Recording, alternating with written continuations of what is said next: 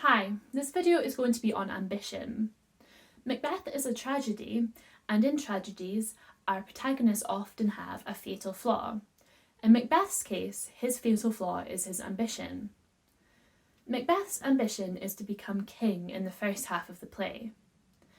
This is encouraged by Lady Macbeth, who is unable to carry out her own ambition because of the expectations placed on women at the time. Lady Macbeth often encourages Macbeth in a very manipulative way. She plays on his masculinity, and he often ends up carrying out his ambition to prove his masculinity to her.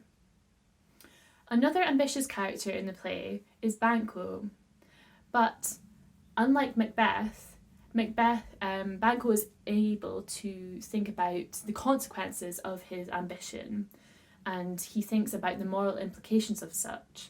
Macbeth doesn't do this. Macbeth's ambition goes unchecked, and this is why he is able to do such violent actions in the play. Although, despite this, Macbeth is still human, and the guilt of what he has done ends up catching up to him later in the play.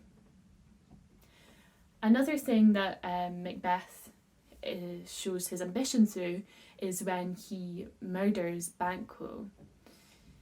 Because he's seen the witches' prophecies for him and for Banquo's children, they are supposed to be taking up the throne after Macbeth.